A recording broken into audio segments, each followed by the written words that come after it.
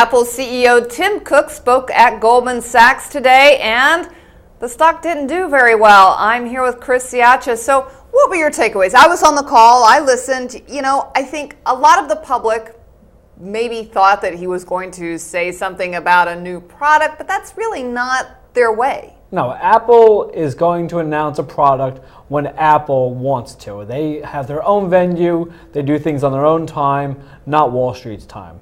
The biggest takeaways that I took from Tim Cook's speech were that he thinks that the lawsuit with David Einhorn is silly, but they eventually will probably return more cash to shareholders, probably in the form of a common dividend.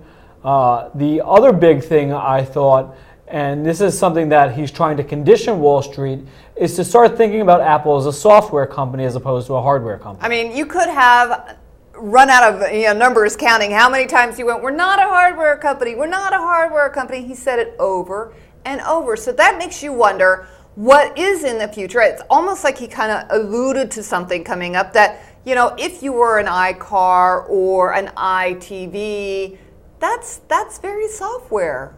Yeah, it's really all about Apple's ecosystem. iOS is what draws everyone in and will not let you leave. And the same thing with iCloud.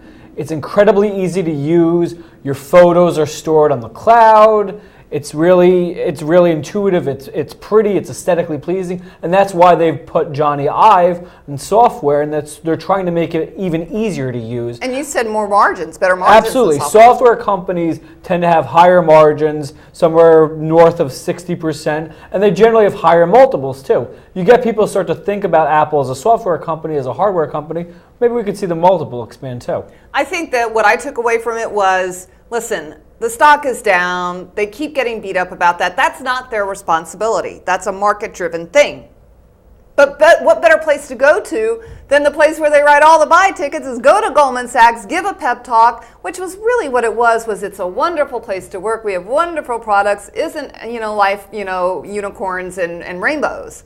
Yeah, I mean, he really didn't say anything that you wouldn't expect. He talked about Apple's retail stores, sort of like a Prozac, and that kind of got me laughing. That was a funny comment. He said, whenever I get down, I go to the store, and it's like taking a Prozac.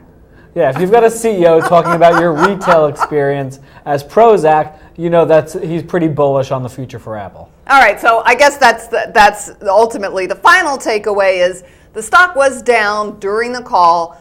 He gave his pep talk. He was big cheerleader.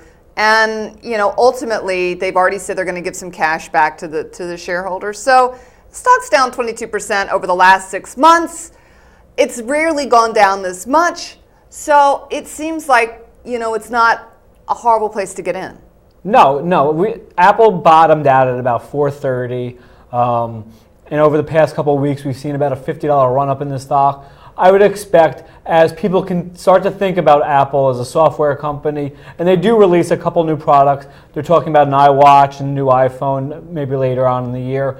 Apple will probably start to move higher towards the latter part of 2013. All right. Well, if you are depressed because you missed that call, Goldman Sachs with Tim Cook, don't get depressed. Go to that Apple store because it's just like taking a Prozac.